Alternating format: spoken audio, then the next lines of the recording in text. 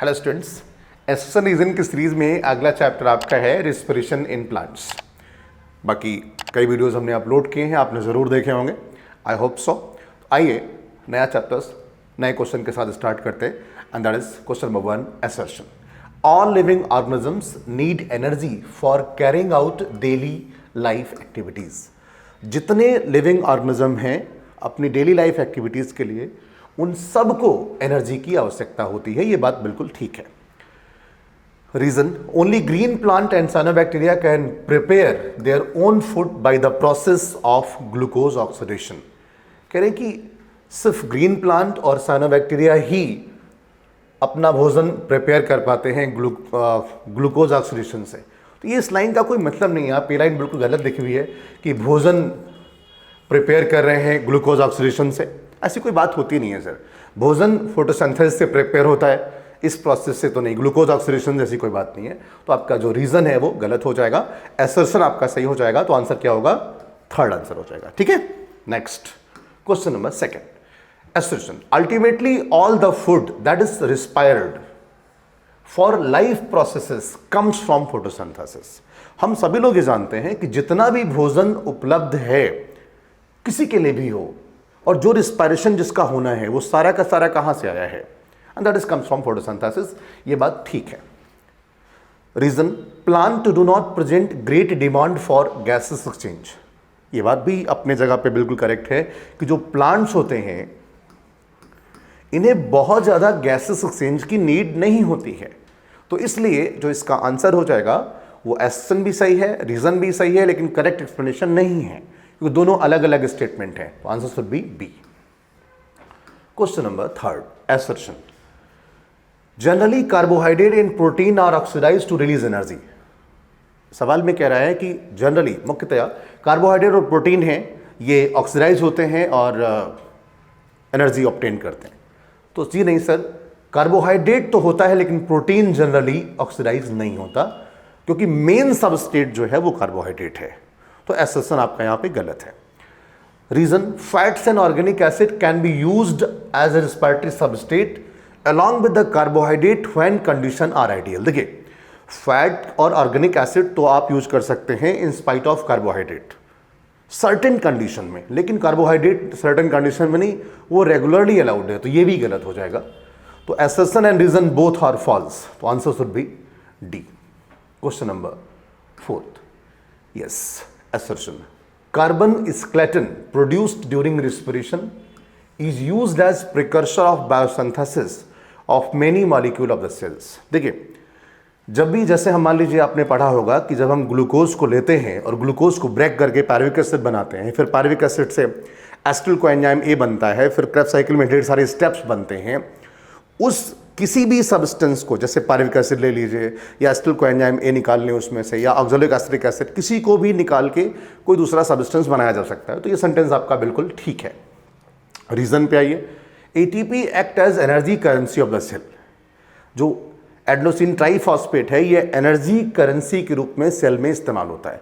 तो sir assertion भी सही है, रीजन भी सही है, लेकिन एक दूसरे को एक्सप्लेन नहीं कर रहे हैं। तो आंसर बी हो जाएगा।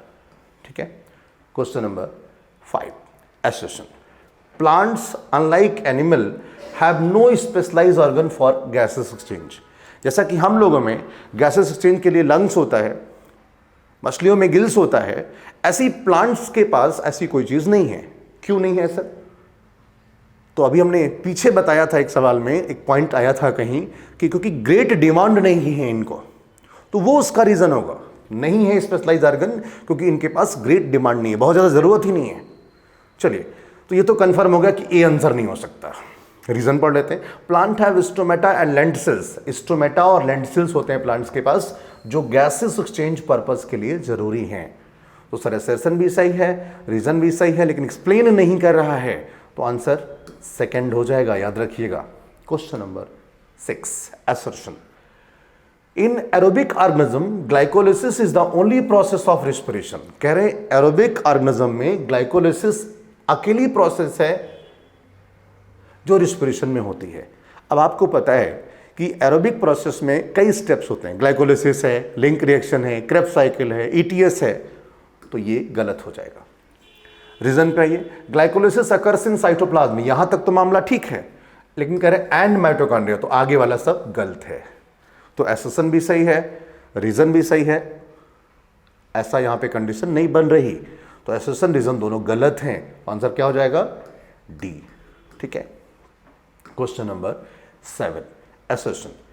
During glycolysis ATP utilise in 2 steps. आपको मालूम होना चाहिए शुरुआत में 2 स्टेप्स पे यूज होता है, तो ये बात ठीक है।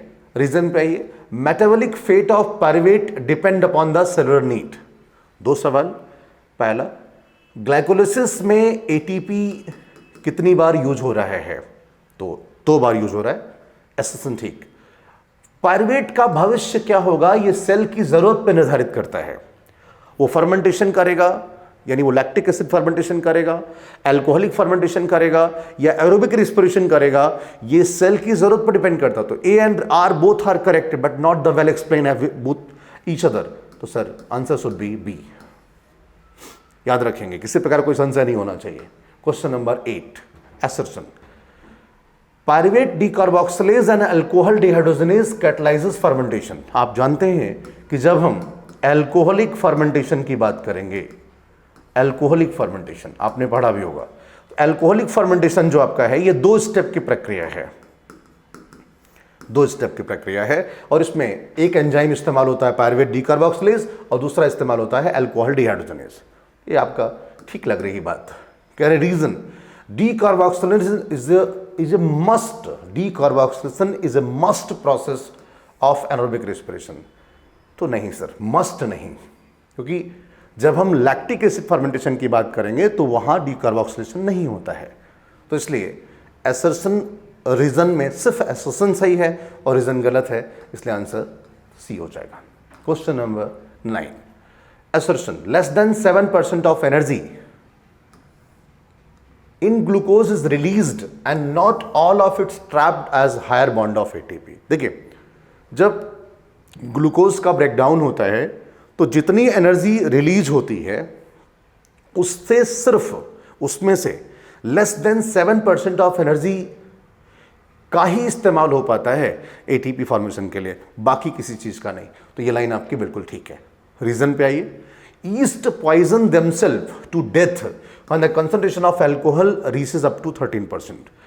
ईस्ट में सेक्रोमाइसिस सेरेविसाई में जो कि अल्कोहलिक फर्मेंटेशन करता है, अगर उसका अल्कोहल का परसेंटेज 13% पहुंच जाए तो उस ईस्ट की डेथ हो जाती है। ये दोनों फैक्ट एसर्शन में भी और अलग से भी आपसे एग्जाम में आ सकते हैं। तो एसर्शन रीजन दोनों सही है, लेकिन एक्सप्लेन करने का कोई मतलब नहीं है, क्योंकि दूर दूर तक का आपस में कोई नाता नहीं है। तो answer is B. Question number 10, assertion during the conversion of succinyl coenzyme A to succinic acid। Krebs cycle याद करिए, अब हम क्रेब्स साइकिल पे पहुंच गए। सक्सिनिल कोएंजाइम ए से सक्सिनिक एसिड जब बनता है तो एक molecule of NADH is synthesized.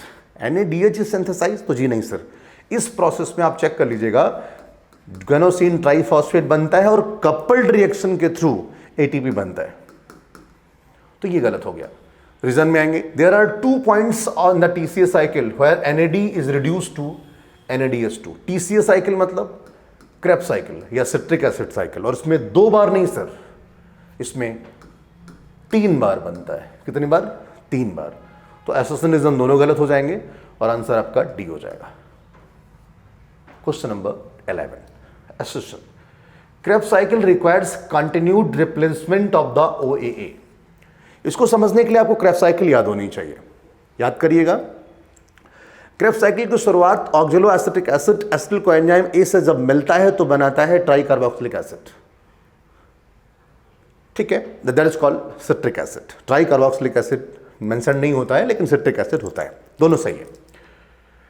Sir जब भी किसी साइकिल को चलाना होता है कंटिन्यूअस, तो जो प्राइमरी प्रोडक्ट है जिसको आप यूज करके बना रहे हो उसकी सप्लाई जरूरी है। तो यही इस लाइन में लिखा है कि क्रेब्स साइकिल में कंटिन्यूअस रिप्लेसमेंट ऑक्जेलो एसिटिक एसिड का चाहिए, अदरवाइज साइकिल चल ही नहीं पाएगी। Complete oxidation of 1 molecule, assertion ठीक है। रीजन में आएंगे, अगर हम एक मॉलिक्यूल पायरुविक एसिड का कंप्लीट ऑक्सीडेशन करें तो ध्यान रखिएगा 4 NADH2 बनेगा टोटल, ये याद कर लीजिएगा, और 1 FADH2 बनेगा, 1 GTP बनेगा और 2 H2O जो आपका है वो इन्वॉल्व होगा। इतनी बातें याद रखिएगा। आइए पढ़ लेते हैं। Complete oxidation of 1 molecule of pyruvic acid produce 3 molecule of CO2। ठीक है, 2 मॉलिक्यूल ऑफ H2O प्रोड्यूस नहीं सर, इस्तेमाल हो रहा है। 3 NaDH2, तो 3 नहीं सर, 4 NaDH2। तो ये दोनों लोगों ने गलत करा दिया। एक FADH2 ये ठीक है, एक ATP ये भी जनरली ठीक है, लेकिन आपका रीजन जो है वो गलत हो जाएगा। तो आंसर शुड बी थर्ड। इस लाइन को देखिएगा, ये क्वेश्चन एनसीईआरटी में लिखी है, काफी अच्छी है, काफी इंपॉर्टेंट है और इस पर खूब सवाल बनते हैं, और जब आते हैं तो लोग गलत भी खूब होते हैं। Next 12, assertion. The aerobic process of respiration takes place only in presence of oxygen.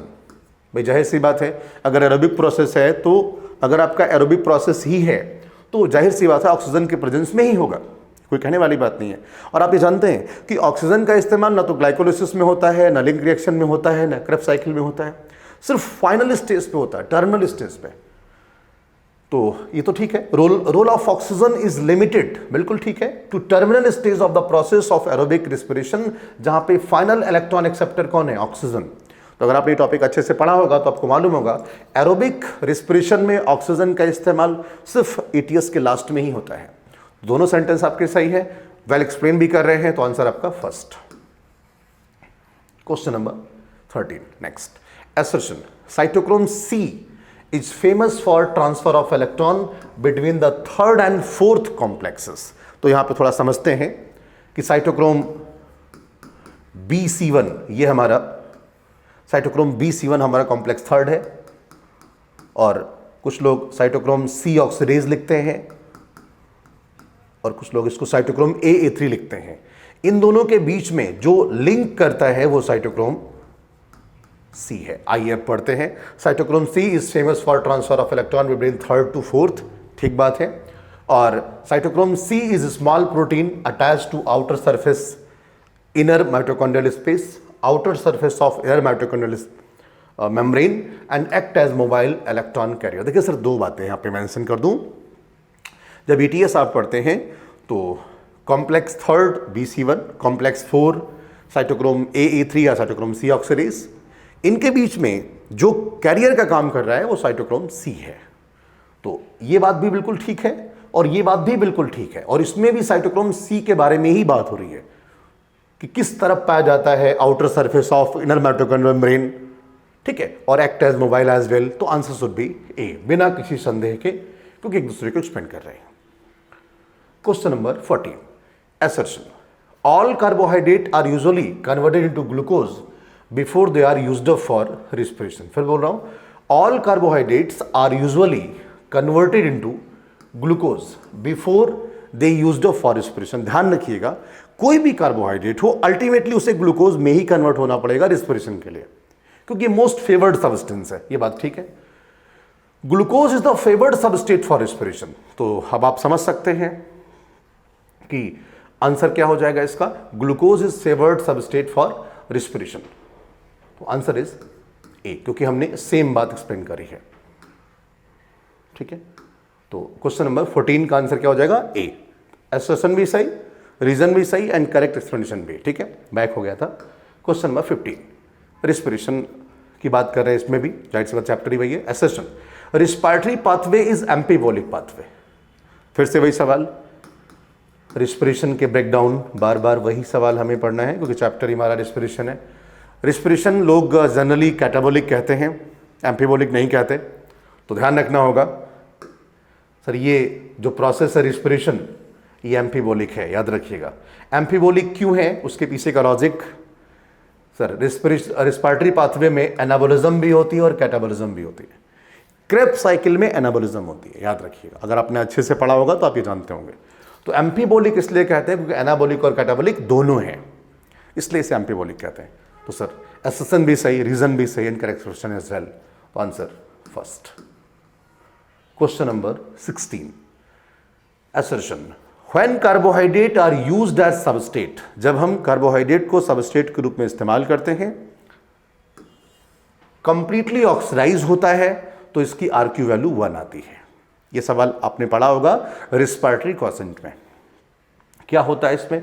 Reason, when carbohydrates are used in respiration equal amount of CO2 and O2 evolved and consume. बेहतर पॉइंट है भाई, अगर 6 CO2 evolve हो रहा है और 6 oxygen हम consume कर रहे हैं तो 6/6 बराबर 1 आ जाता है। तो इसीलिए RQ वैल्यू जो होती है कार्बोहाइड्रेट की वो 1 आती है, क्योंकि जितना CO2 इस्तेमाल होता है उतना ही ऑक्सीजन इवॉल्व होता है। तो both A and R are true and correct explanation of A as well. Answer should be A। Again good question. Question number 17, assertion when fats are used in respiration the RQ is less than 1। अगर हम ट्राइपामेटिन की बात करें तो 0.7 आ जाता है।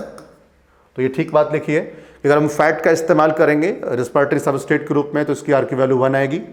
Reason पे आएंगे तो ये बात ठीक लिखी है, मतलब 1 से नीचे आएगी, मैंने 1 बोल दिया। when protein are respiratory substrate, अगर प्रोटीन रेस्पिरेटरी सबस्ट्रेट है तो RQ वैल्यू वुड बी 1.3। जी नहीं, 1.3 नहीं आएगा सर, ये 0.9 आएगा। प्रोटीन में क्या आएगा, मैं लिख दे रहा हूं 0.9 आएगा। और फैट में क्या आएगा, अगर ट्राइपामेटिन है तो 0.7 आएगा। और कार्बोहाइड्रेट में क्या आएगा, 1 आएगा। ध्यान रखिएगा। तो सर आपका रीजन जो है वो गलत हो जाएगा। तो फर्स्ट यानी असर्शन सही हो जाएगा, जबकि रीजन फॉल्स है। तो आंसर अगेन पता होना चाहिए, बार बार वही आ रहा है, C. Question number 18, assertion initial stage of cellular respiration takes place in cytoplasm. ठीक है, ये बात ठीक लग रही है कि जो इनिशियल स्टेज है सेलुलर रेस्पिरेशन की वो कहां होती है, साइटोप्लाज्म में। साइटोप्लाज्म का मतलब क्या, जाहिर सी बात है किसके बारे में बात कर रहे हैं, ग्लाइकोलिसिस के बारे में बात कर रहे हैं। The fate of pyruvates depend upon the availability of oxygen and the organism. ये बात भी ठीक है। तो दो सवाल, initial stage of cellular respiration takes place in the cytoplasm, ये अलग बात है। कह रहे फेट ऑफ पायरुवेट, अभी हमने पीछे बात करी थी कि पायरुविक एसिड का भविष्य 3 चीजों पर निर्धारित होता है।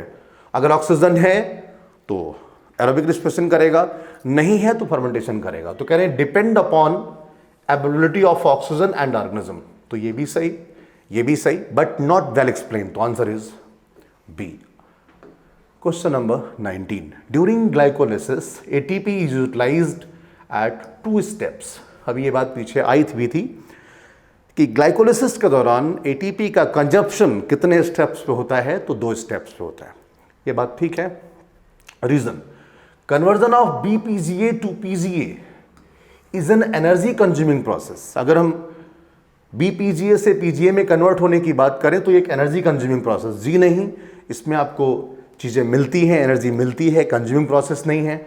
आप पूरा स्टेप्स पढ़ लेंगे तो आपको दिख जाएगा कि यहाँ पे NADH2 आपको बनता है।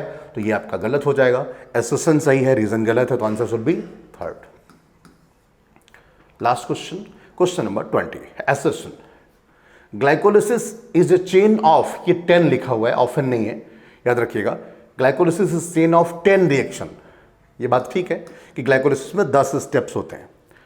Reason, during glycolysis 2 redox equivalent, यहां पे रिडॉक्स इक्विवेलेंट का मतलब है H+, 2 redox equivalent are removed from PGL से निकाल के और ट्रांसफर कर देते हैं किसको, NAD को, जिससे कि NADH2 बन जाए। ठीक है, तो 2 अलग अलग बातें फिर आ रही हैं।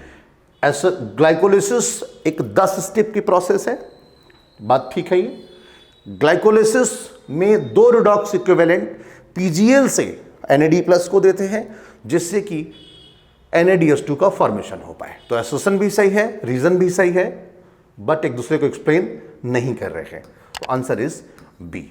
ये तो हो गया रिस्पिरेशन इन प्लांट्स के क्वेश्चंस। अगर आपको किसी प्रकार के सवाल में कोई दिक्कत आ रही है तो आप कमेंट सेक्शन में जाके बता सकते हैं। और अगर आपको वीडियोस पसंद आ रहा है तो अपने दोस्तों को शेयर कर सकते हैं। Thank you so much.